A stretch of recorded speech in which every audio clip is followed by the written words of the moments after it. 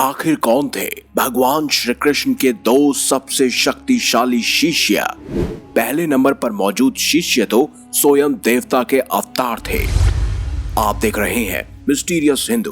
तो चलिए अब करते हैं ज्ञान की बात। वीडियो में आगे बढ़ने से पहले हमारे चैनल को सब्सक्राइब अवश्य करें और बेल आइकन जरूर दबाएं। साथ ही कमेंट बॉक्स में जय श्री कृष्ण अवश्य लिखिएगा।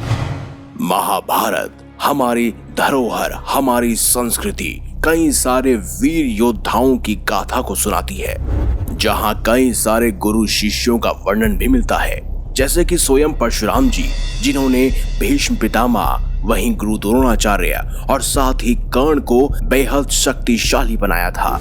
तो वहीं अगर बात की जाए स्वयं गुरु द्रोणाचार्य की, तो उन्होंने अर्जुन यहाँ तक कि सभी पांडवों और कौरवों को शक्तिशाली बनाया था। लेकिन क्या आप जानते हैं कि स्वयं भगवान श्री कृष्ण के भी दो सबसे शक्तिशाली शिष्य थे?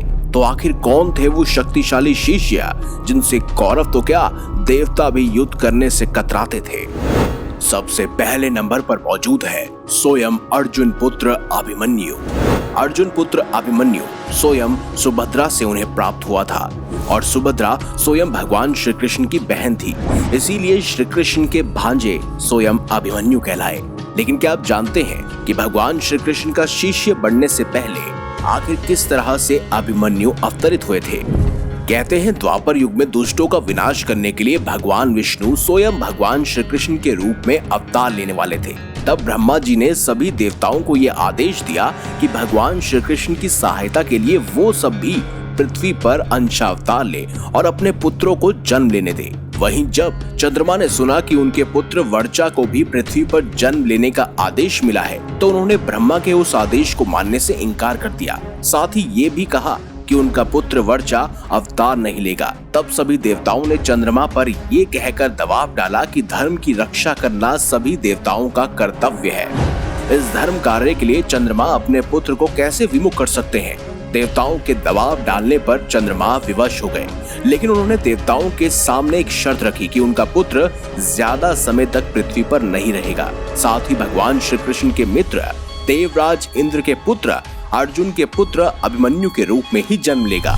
देवताओं ने उनकी बात मान ली और कहते हैं कि सिर्फ और सिर्फ इसीलिए ही अभिमन्यु केवल 16 वर्ष तक ही जीवित रहा। उसके बाद वह वापस पुनः अपने पिता चंद्रमा के पास वापस लौट गए। दरअसल अभिमन्यु महाभारत के महान योद्धाओं में शुमार है, जिन्होंने महज 16 साल की उम्र में ही अपने पराक्रम से कौरवों की सेना के छक्के छुड़ा दिए थे। जी हाँ, अभिमन्यु जो बेहद ही शक्तिशाली थे, जिनके जन्म से पहले ही तय हो गया था कि उनकी मृत्यु कब होगी। लेकिन अभिमन्यु सिर्फ इतने ही शक्तिशाली नहीं थे, अपितु कहते हैं कि सुभद्रा के गर्भ में ही स्वयं अभिमन्यु ने चक्रव्यूह भेदना सीख लिया था। वह चक्रव्यूह के अंदर प्रवेश करने की विधि तो जानते थे, लेकिन चक्रव्यूह से बाहर निकलने के बारे में उनको पुनः ज्ञान नहीं था। कहा जाता है कि अभिमन्यु जितना पराक्रमी योद्धा महाभारत काल में कोई और नहीं था। महज 16 साल की उम्र में उसने अकेले ही कौरवों की प्रमुख सेना को जख्मी कर दिया था।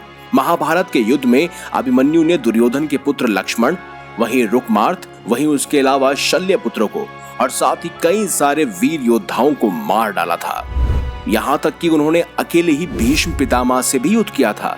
सिर्फ यही नहीं, कहते हैं नारायणी सेना के अध्यक्ष यानी कि कृतवर्मा जो कि एक यादव थे, वो भी अभिमन्यु के युद्ध कौशल के बारे में जानते थे और उन्होंने पहले ही कौरव पक्ष को ये कह दिया था कि कोई भी ऐसा योद्धा नहीं होगा जो अकेले अभिमन्यु को युद्ध में परास्त कर पाएगा। कहते हैं अभिमन्यु को स्वयं कृष्ण के पुत्र प्रद्युम्न ने परिशिक्षित किया था।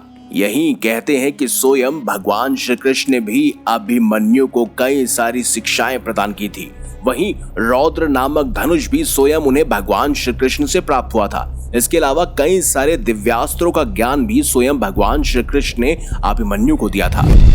सिर्फ यही नहीं, भगवान श्री कृष्ण ने उन्हें एक अभेद्य कवच भी दिया था, जो कवच बेहद ही शक्तिशाली था। कहते हैं उस कवच को पहनने की एक विधि होती थी, जिसे स्वयं अर्जुन ने और भगवान श्री कृष्ण ने अभिमन्यु को सिखाया था, जिसके चलते अभिमन्यु को ना तो कर्ण, ना ही गुरुद्रोण, ना ही सुयोधन और ना ही अश्वत्थामा और वहीं कौरव दल का कोई भी योद्धा उन्हें एक खरोच तक नहीं लगा पाया था। महाभारत युद्ध के 13वें दिन कौरवों ने पांडवों को फंसाने के लिए द्रोणाचार्य की मदद से चक्रव्यूह का निर्माण किया और उस युग में चक्रव्यूह को भेद कर बाहर निकलने की कला सिर्फ 4 लोग जानते थे। स्वयं भगवान श्री कृष्ण, गुरु द्रोणाचार्य, अर्जुन और प्रद्युम्न। कहते हैं युद्ध के दौरान अभिमन्यु चक्रव्यूह के अंदर घुस गया। वो लगातार लड़ता हुआ चक्रव्यूह को भेदता चला गया। अभिमन्यु ने चक्रव्यूह के 6 चरण पार कर लिए। अब बस 7वें और आखिरी चरण को भेदना था और इसी दौरान उसने दुर्योधन के पुत्र लक्ष्मण का वध किया।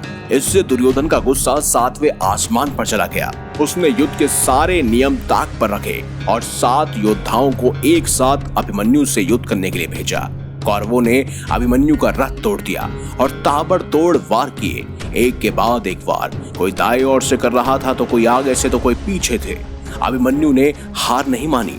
वो रथ के पहिए से खुद को बचाते हुए युद्ध करने लगा और अपनी आखिरी सांस तक लड़ा। हालांकि कौरव अपनी चाल में कामयाब हो गए और उन्होंने अभिमन्यु को मृत्यु के घाट उतारा। लेकिन कहते हैं कि भगवान श्री कृष्ण ने अभिमन्यु को इतना शक्तिशाली योद्धा बनाया था कि स्वयं अभिमन्यु से लड़ने के लिए कौरव पक्ष के 7 महावीर योद्धाओं से अकेले ही लड़ रहे थे। अब बात करते हैं दूसरे सबसे शक्तिशाली शिष्य की। वो कोई और नहीं बल्कि नारायणी सेना के सेना अध्यक्षों में से एक यानी कि सात्यकी थे। कहते हैं शिनी के पौत्र का नाम सात्यकी था। वो अर्जुन का परम स्नेही मित्र था और अभिमन्यु के निधन के उपरांत जब अर्जुन ने अगले दिन जयद्रथ को मारने की और अपने यानी कि आत्मदाह की प्रतिज्ञा ली, तब वह स्वयं युद्ध के अंदर कूद पड़ा। वहीं युधिष्ठिर की रक्षा का भार भी स्वयं सात्यकी को सौंपा गया था। सात्यकी एक तेजस्वी वीर था। उसने कौरवों के अनेकानेक उच्च कोटि के योद्धाओं को मार डाला था, जिनमें से प्रमुख थे जलसंधि, त्रिगतों की गज सेना, सुदर्शन, पाषाण और मलेच्छों की सेना। सिर्फ यही नहीं, सात्यकी ने अपने अमित तेज और रण कौशल के बल से द्रोणाचार्य, कौरव सेना, कृतवर्मा, कंबोजों की युवा सेना, दुशासन आदि योद्धाओं को पराजित किया था। नारायणी सेना के अध्यक्ष सेनापति के रूप में सात्यकी को इसलिए चुना गया था क्योंकि वो एक मामूली से व्यक्ति थे, जिनके पास ना तो कोई दिव्य अस्त्रों का ज्ञान था, ना ही कोई शक्तिशाली अस्त्र शस्त्र उनके पास थे। साधारण अस्त्र शस्त्र और साधारण बाणों के बल पर भी उन्होंने कई महावीर योद्धाओं को हराया और उसके पीछे सिर्फ और सिर्फ एक वजह थी, वो थे स्वयं भगवान श्री कृष्ण की शिक्षा। कहते हैं सात्यकी को 2 लोगों ने शिक्षा दी थी। उनमें से एक थे स्वयं भगवान श्री कृष्ण और दूसरे अर्जुन। जहां अर्जुन ने उन्हें बाणों में निपुण बनाया यानी धनुर्विद्या सिखाई, तो वहीं भगवान श्री कृष्ण ने उन्हें कलरीपट्टू, जिसे आज के मॉडर्न युग में मिक्स मार्शल आर्ट या कुंफू भी कहा जाता है, उसके अलावा मल्लयुद्ध, साथ ही साथ गदा युद्ध, तलवारबाजी और अलग अलग प्रकार से रणनीति बनाना स्वयं भगवान श्री कृष्ण ने ही उन्हें सिखाया था। और इसी के बल पर सात्यकी ने कौरव सेना के कई सारे महावीर योद्धाओं को परास्त किया था। कहते हैं सात्यकी एकमात्र ऐसे योद्धा थे जो नारायणी सेना के होते हुए भी स्वयं भगवान श्री कृष्ण के पक्ष में आए। जहां एक तरफ नारायणी सेना स्वयं कौरवों की तरफ थी, तो वहीं सात्यकी ने नारायणी सेना को छोड़कर भगवान श्री कृष्ण और अर्जुन का साथ दिया और वो युद्ध के अंत तक जीवित बचे रहे। तो यही थे भगवान श्री कृष्ण के 2 सबसे शक्तिशाली शिष्य। एक थे अभिमन्यु तो दूसरे सात्यकी। अगर ये वीडियो आपको अच्छी लगी है तो लाइक करें, हमारे चैनल को सब्सक्राइब करें और ज्यादा से ज्यादा शेयर भी करें। तो मिलेंगे अगली बार एक नई खास वीडियो के साथ। तब तक के लिए देखते रहिए संपूर्ण ज्ञान का केंद्र बिंदु मिस्टीरियस हिंदू।